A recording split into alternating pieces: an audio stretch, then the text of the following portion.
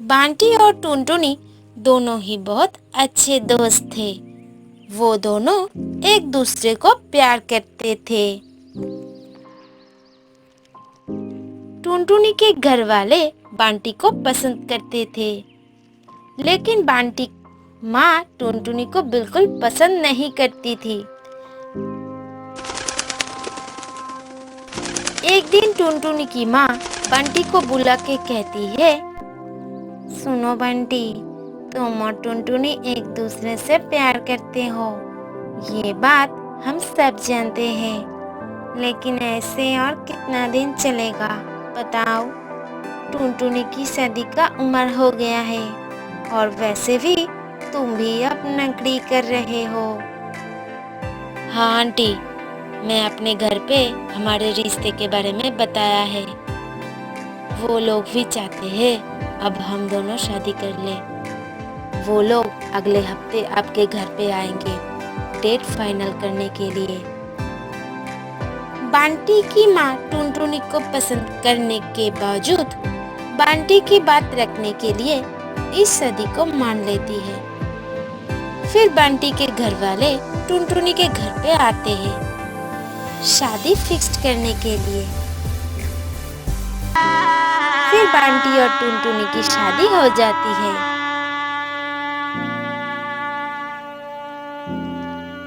शादी हो जाने के बाद बांटी की माँ टुनटुनी को अकेले कमरे में बुलाती है।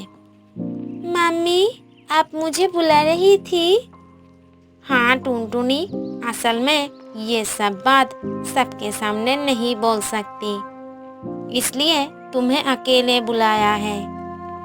टुनटुनी, तुम्हारे साथ बंटी का शादी हो गया है। अब बंटी का अच्छा बुरा सब कुछ ध्यान तो तुमको ही रखना पड़ेगा, है ना? हाँ मम्मी, जरूर। सिर्फ बंटी क्यों, मैं आपका सबका ध्यान रखने की कोशिश करूंगी। हाँ, इसलिए तुम्हें ये बात बताना बहुत जरूरी है। हमारे मुख्य पुजारी ने कहा है बंटी का कुछ ही दिनों में मृत्यु योग है। मृत्यु योग? क्या कह रहे हो मम्मी? हाँ बहू, उन्होंने इसकी बचने का उपाय भी बता के गए हैं। क्या करना पड़ेगा, मुझे बताइए। उन्होंने कहा है शादी के बाद तुम्हें और बंटी को 6 महीना अलग रहना पड़ेगा, तभी ये मृत्यु योग कट जाएगा। अब बंटी तो ये सब नहीं मानेगा, तो तुमको ही कुछ करना पड़ेगा। तो तुमको ही कुछ बहाना करके 6 महीना बंटी से अलग रहना पड़ेगा। ये बंटी की जान की बात है। मुझे पता है बंटी को छोड़ के 6 महीना अलग रहना तुम्हारे लिए बहुत मुश्किल है।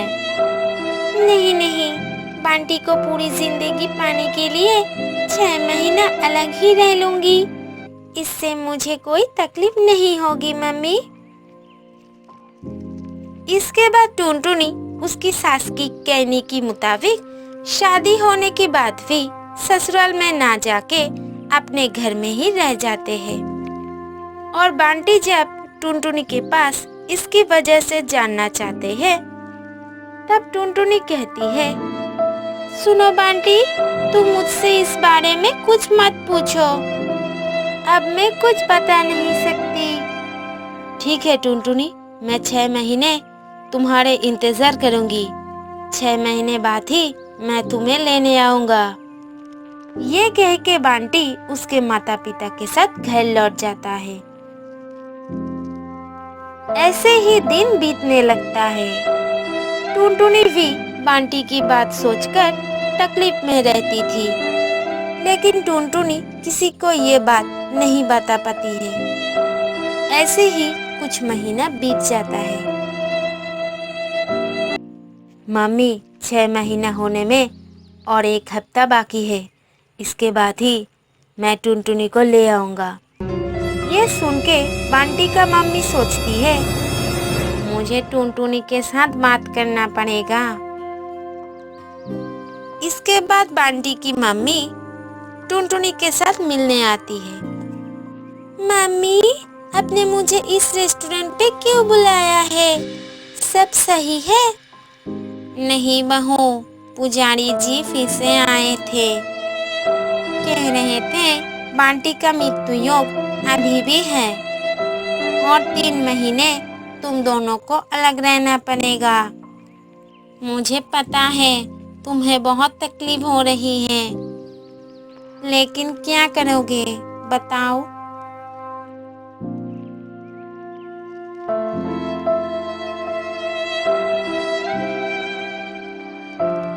इसके बाद टुनटुनी को लेने के लिए बंटी टुनटुनी के घर आते हैं।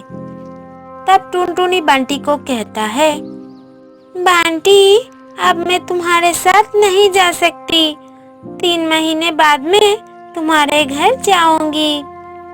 ये सुन के बंटी बहुत गुस्सा हो जाता है और टुनटुनी को कहता है, सुनो टुनटुनी, बहुत हो गया है। अब मुझे लग रहा है तुम्हारे साथ किसी और का कोई रिश्ता है, इसलिए तुम मेरे साथ जाना नहीं चाहती। सुनो, मैं भी तुम्हारे साथ रहना नहीं चाहता। मैं तुम्हें डिवोर्स दूंगा। नहीं बंटी, ऐसा मत बोलो। तो तुम क्यों मेरे साथ जाना नहीं चाहती, बताओ? तब टुनटुनी सारी बात बंटी को बोलती है। तब बंटी सारी बात सुन के उस पुजारी और टुनटुनी को लेके अपने घर आता है और पुजारी जी सब सुन के कहते हैं, नहीं बेटी टुनटुनी, मैंने तो ऐसा कुछ भी नहीं कहा है, बल्कि मैंने तुम दोनों का जन्म कुंडली मिला के देखा है। तुम दोनों तो एक दूसरे के लिए ही बने हो। ये कह के पुजारी जी वहां से चला जाता है। फिर बंटी उसकी माँ को कहता है, सुनो माँ, तुम जब नहीं चाहती मैं और टुनटुनी एक साथ में रहे, तो मैं टुनटुनी को लेके यहाँ से चला जाता हूँ। नहीं बंटी, मुझसे गलती हो गई है। मैं टुनटुनी के साथ बहुत गलत किया है। टुनटुनी बेटी, मुझे माफ कर देना। इसके बाद टुनटुनी बंटी और उसके सास ससुर के साथ सुख शांति से दिन बिताने लगे।